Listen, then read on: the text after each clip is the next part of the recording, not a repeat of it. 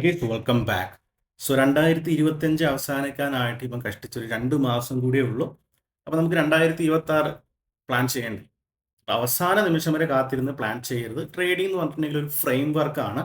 ആ ഒരു ഫ്രെയിം വർക്കിന് ഒരുപാട് കാര്യങ്ങൾ നമുക്ക് ചെയ്യാനുണ്ട്. അപ്പോൾ ആ കാര്യങ്ങളാണ് ഈ ഒരു വീഡിയോയിൽ നമ്മൾ പറയുന്നത്. അപ്പോൾ നിങ്ങളൊരു ബിഗിനർ ആണെങ്കിൽ ശരി, ഒരു എക്സ്പീരിയൻസ് ട്രേഡർ ആണെങ്കിൽ ശരി, ഈ ഒരു വീഡിയോ വളരെ ഇമ്പോർട്ടൻ്റ് ആണ്. സോ നിങ്ങൾ വീഡിയോ മുഴുവനായിട്ടും കാണാൻ വേണ്ടി ശ്രമിക്കാം. ഓക്കെ, അപ്പോൾ ഇവിടെ ഞാനൊരു ചലഞ്ചുമായിട്ടാണ് ഞാൻ നിങ്ങളുടെ മുമ്പിൽ വരുന്നത്.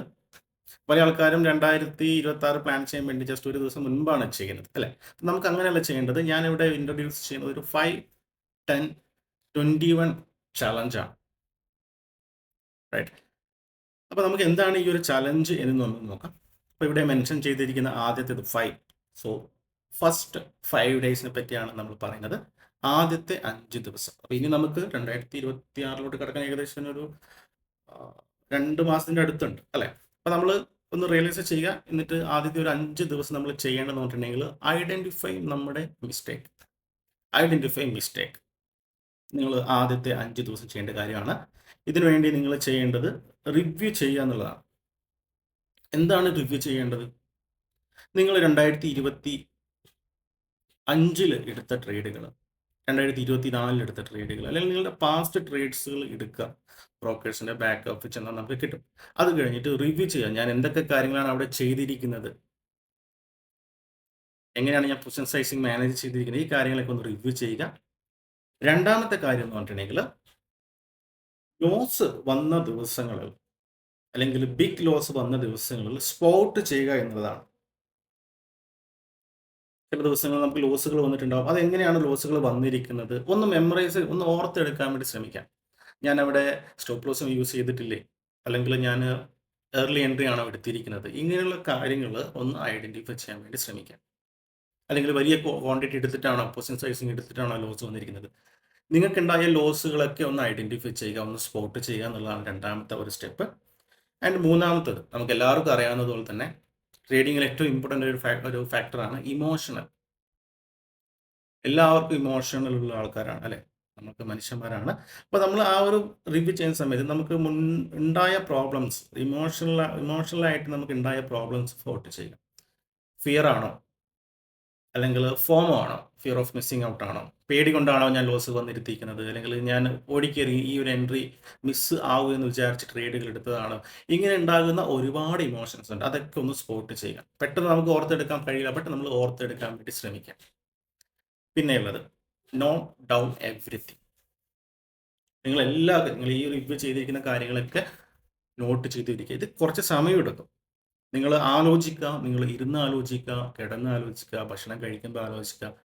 അപ്പോൾ ഈ സ്റ്റെപ്പുകൾ നിങ്ങൾ ചെയ്യുന്ന സമയത്ത് നിങ്ങൾക്കൊരു കാര്യം മനസ്സിലാവും, എന്തോ ഒരു മിസ്റ്റേക്ക് ചെയ്യുന്നുണ്ടെന്നുള്ളതും ആ ഒരു മിസ്റ്റേക്ക് അത് നിങ്ങൾ പ്രോപ്പറായിട്ട് ഐഡൻറ്റിഫൈ ചെയ്യുക. എക്സാക്റ്റ് ആയിട്ട് വാട്ട് ടു സ്റ്റോപ്പ് ഡൂയിങ്, നിങ്ങൾ എന്തൊക്കെ സ്റ്റെപ്പുകൾ ചെയ്യണം, എന്തൊക്കെ സ്റ്റെപ്പുകൾ ചെയ്യേണ്ട എന്നുള്ളൊരു സത്യസന്ധമായ ലിസ്റ്റ് ഉണ്ടാക്കണം.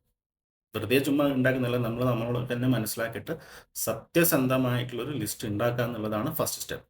അതായത് ഞാൻ എക്സ് എന്നൊരു കാര്യം ചെയ്യുന്ന സമയത്ത് എനിക്ക് നഷ്ടം വന്നിട്ടുണ്ട്, പല കാര്യങ്ങളാകാം. അല്ലെങ്കിൽ വൈ എന്ന കാര്യം ഞാൻ ചെയ്ത സമയത്ത് ഞാൻ ആ ദിവസങ്ങളിൽ വിജയിച്ചിട്ടുണ്ട്. സെഡ് എന്ന കാര്യം ചെയ്യുന്ന സമയത്ത് എനിക്ക് വലിയ ബിഗ് നഷ്ടങ്ങൾ വന്നിട്ടുണ്ട്. അങ്ങനെയുള്ള കുറച്ച് കാര്യങ്ങൾ നോട്ട് ചെയ്ത് വെച്ചിരിക്കാം. ഞാൻ മുൻപ് ചെയ്ത എൻ്റെ പേഴ്സണൽ കാര്യമാണ് ഞാനോട് പറയുന്നത്. ഞാൻ മുൻപ് ഒരുപാട് തവണ ഞാൻ കാര്യങ്ങളൊക്കെ ചെയ്തതാണ്. അപ്പോൾ ഈ കാര്യം ഫസ്റ്റ് 5 ദിവസം, ആദ്യത്തെ 5 ദിവസം നിങ്ങൾ ചൂസ് ചെയ്യുക. ഇന്ന് തൊട്ടോ അല്ലെങ്കിൽ നിങ്ങളൊരു ഡേറ്റ് ചൂസ് ചെയ്തിട്ട് കംപ്ലീറ്റ്ലി സത്യസന്ധമായിട്ട് ലിസ്റ്റ് ഉണ്ടാക്കാം. പിന്നെയുള്ള നെക്സ്റ്റ് 10 ഡേയ്സിൽ നമ്മൾ ഫോക്കസ് ചെയ്യേണ്ടത് ലേൺ ആൻഡ് ബിൽഡ് റൂൾസ്. പഠിക്കുക, റൂൾസ് ക്രിയേറ്റ് ചെയ്യുക. നമ്മൾ സ്റ്റഡി ചെയ്തുകൊണ്ടേയിരിക്കാം. അതായത് നമ്മൾ പഴയ ചാർട്ട് ഹിസ്റ്ററി എടുക്കുന്ന സമയത്ത് നമുക്ക് എവിടെയാണ് വിന്നിങ് ചെയ്ത സെറ്റപ്പുകൾ, ഏത് സെറ്റപ്പിലാണ് കൂടുതൽ പ്രോഫിറ്റ് ഉണ്ടാക്കുക, അതിനെപ്പറ്റി കൂടുതൽ പഠിക്കാൻ വേണ്ടി ശ്രമിക്കുക.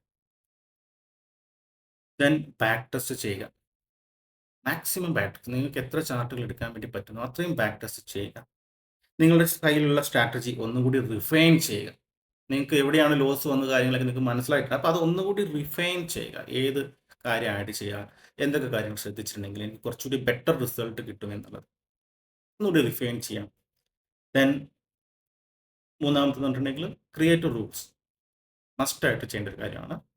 നമ്മളുടെ സിസ്റ്റത്തിന് ഒരു റൂൾസ് ക്രിയേറ്റ് ചെയ്യുക. ഞാൻ ഇവിടെ എൻട്രി എടുക്കും, ഇവിടെ എക്സിറ്റ് ചെയ്യും, ഇവിടെ സ്റ്റോപ്പ് ലോസ് വെക്കും. ഇങ്ങനെയുള്ള ഒരു സെറ്റ് ഓഫ് റൂൾസ് നമ്മൾ മസ്റ്റായിട്ട് കീപ്പ് ചെയ്യണം, നമ്മളുടെ പേഴ്സണൽ ആയിട്ടുള്ള സെൽഫ് അനാലിസിസ് നടത്തിയിട്ട്. ഓക്കെ, ടൈം എടുത്ത് ചെയ്താൽ മതി. പിന്നെ നമ്മളുടെ റിസ്ക് ഡിഫൈൻ ചെയ്യുക എന്നുള്ളത്, റൈറ്റ്? എത്ര റിസ്ക് പെർ ട്രേഡ് എടുക്കും, അതിൽ എനിക്ക് ഇമോഷണലി ഓക്കെ ആവുന്ന, എനിക്ക് ഫിനാൻഷ്യലി ഓക്കെ ആവുന്ന റിസ്ക് ആണോ ഞാൻ ഈ കാര്യങ്ങളൊക്കെ വളരെയധികം ആലോചിച്ചിട്ട് മാത്രം ട്രേഡ് എടുക്കുക. റിസ്ക് മാനേജ് ചെയ്യുക, നമ്മുടെ ലൈഫിനെ ബാധിക്കുന്ന രീതിയിലുള്ള റിസ്ക് ഒന്നും ഒരിക്കലും എടുക്കാതിരിക്കുക, അതിൽ നിങ്ങൾ ഫോക്കസ് ചെയ്യുക.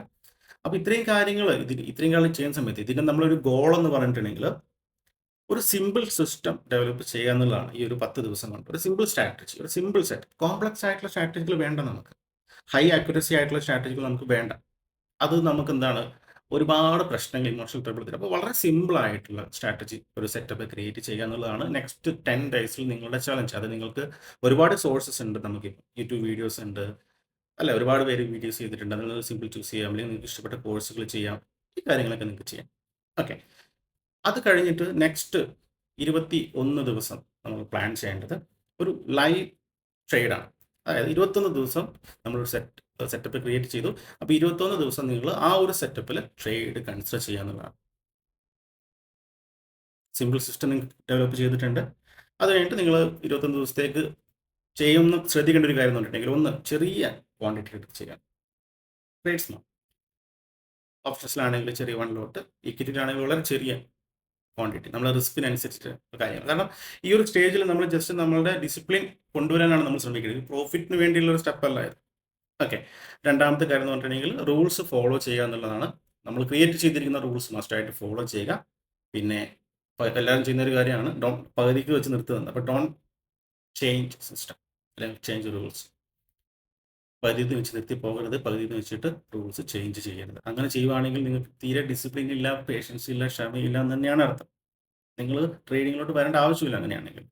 ഓക്കെ, പിന്നെ നമുക്ക് അപ്പോൾ ഈ പറയുന്ന കാര്യങ്ങൾ എന്ന് പറഞ്ഞിട്ടുണ്ടെങ്കിൽ നമ്മൾ ചെയ്യുന്ന സമയത്ത് നമ്മൾ എടുക്കുന്ന എല്ലാ ട്രേഡുകളും ജേർണൽ ചെയ്യും, എഴുതി വെച്ചിരിക്കാം. നിങ്ങൾക്ക് ഒരു ഡയറിയിൽ എഴുതി വെച്ചിരിക്കാം.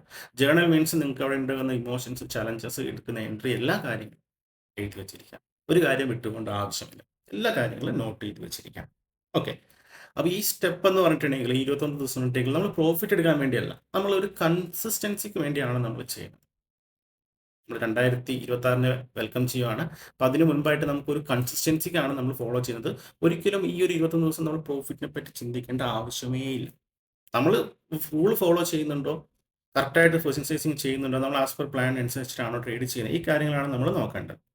ഓക്കെ, അപ്പോൾ ഈ 21 ദിവസത്തിൻ്റെ ഒരു ഗോൾ എന്ന് പറഞ്ഞിട്ടുണ്ടെങ്കിൽ ഒരു ട്രേഡിംഗ് ഡിസിപ്ലിൻ നമുക്ക് കൊണ്ടുവരിക എന്നുള്ളതാണ്. ഈ ഒരു 21 ദിവസത്തെ ഒരു ഗോൾ, ഒരു ഹാബിറ്റായിട്ട് കൊണ്ടുവരിക ട്രേഡിംഗ്. 21 ദിവസം കൊണ്ട് ഡെഫിനറ്റ്ലി നിങ്ങൾ കറക്റ്റായിട്ട് ഫോളോ ചെയ്യുവാണെങ്കിൽ നിങ്ങൾ ഓട്ടോമാറ്റിക്കലി നിങ്ങളത് നിങ്ങളുടെ ലൈഫിലോട്ട്, അല്ലെങ്കിൽ നിങ്ങളുടെ ട്രേഡിങ്ങിലോട്ട് കൊണ്ടുവരാൻ വേണ്ടി പറ്റും. ഒരുപാട് പേര് അങ്ങനെ ചെയ്ത ആൾക്കാരുണ്ട്. ഓക്കെ, അപ്പോൾ അതൊരു ഹാബിറ്റ് അല്ലെങ്കിൽ ഡിസിപ്ലിൻ ഡെവലപ്പ് ചെയ്യേണ്ട ഒരു സ്റ്റേജാണ് ഈ 21 ദിവസം.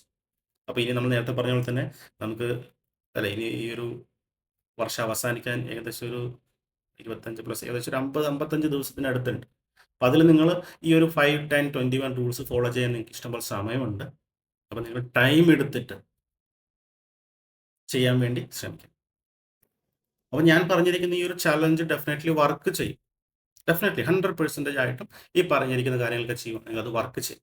കാരണം എന്ന് വെച്ചിട്ടുണ്ടെങ്കിൽ നമ്മൾ ഈ പറയുന്ന ചലഞ്ചിൽ നമ്മൾ പ്രോഫിറ്റ് ഉണ്ടാക്കാൻ വേണ്ടിയല്ല നമ്മൾ ഫോളോ ചെയ്യുന്നത്.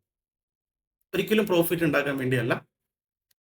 ഇതൊരു നമ്മുടെ എന്താണ്, ഒരു ക്ലാരിറ്റി നമുക്ക് കിട്ടും. ഈ പറയുന്ന ചലഞ്ച് നമ്മൾ ചെയ്യുന്ന സമയത്ത് നമുക്ക് അവിടെ ഒരു ക്ലാരിറ്റി നമുക്ക് അവിടെ ഉണ്ടാവും. എസ്പെഷ്യലി എവിടെ എൻട്രി എടുക്കണം, എവിടെ എന്തൊക്കെ മിസ്റ്റേക്കുകളാണ് ചെയ്യുന്നത്, ഈ ഒരു ക്ലാരിറ്റി ഉണ്ടാവും. പിന്നെ ഡിസിപ്ലിൻ, ഓഫ് കോഴ്സ് ഡിസിപ്ലിൻ നമുക്ക് ആവശ്യമാണ്. ഡിസിപ്ലിൻ നമുക്ക് ബെറ്റർ ആയിട്ട് കൊണ്ടുവരാൻ വേണ്ടി പറ്റും. നമുക്ക് ആ ഒരു ഡിസിപ്ലിൻ നേടിയെടുക്കാൻ വേണ്ടി പറ്റും. ട്രേഡിംഗ് ഡിസിപ്ലിൻ, നമുക്കൊരു കൺട്രോൾ ഉണ്ടായിരിക്കും. നമ്മുടെ ട്രേഡിംഗ് സിസ്റ്റത്തിൽ നമുക്കൊരു കൺട്രോൾ, ആകെപ്പോയിട്ട് നമുക്കൊരു കൺട്രോൾ ഉണ്ടായിരിക്കും. ഓക്കെ, അപ്പോൾ ഈ കാര്യങ്ങളൊക്കെ നമ്മൾ ചെയ്യുന്നതുകൊണ്ട് തന്നെ ഡെഫിനറ്റ്ലി ഈ കാര്യങ്ങൾ വർക്ക് ചെയ്യുന്ന ഡെഫിനറ്റ്ലി ഉറപ്പാണ്. റൈറ്റ്, സോ ഇവിടെ നമുക്ക് ഒരു കമ്മിറ്റ്മെൻറ്റ് കൂടി ഉണ്ടായാൽ മാത്രം മതി. നമ്മൾ ഫുള്ളി കമ്മിറ്റഡ് ആയിരിക്കാം. ആ ഒരു സമയത്ത് നമുക്ക് അനാവശ്യമായിട്ടുള്ള കാര്യങ്ങളൊക്കെ ഒഴിവാക്കാം. അനാവശ്യമായിട്ട് ഫോളോ ചെയ്യുന്ന Telegram channel, groups, trading related ആയിട്ടുള്ള ന്യൂസ്, അങ്ങനത്തെ കാര്യങ്ങളൊക്കെ ഒഴിവാക്കിയിട്ട് ഫുള്ളി ഫോക്കസ്ഡ് ആയിട്ട് ഒരു കമ്മിറ്റ്മെൻറ്റ് കൊണ്ടുവരാൻ വേണ്ടി ശ്രമിക്കും. ഓക്കെ,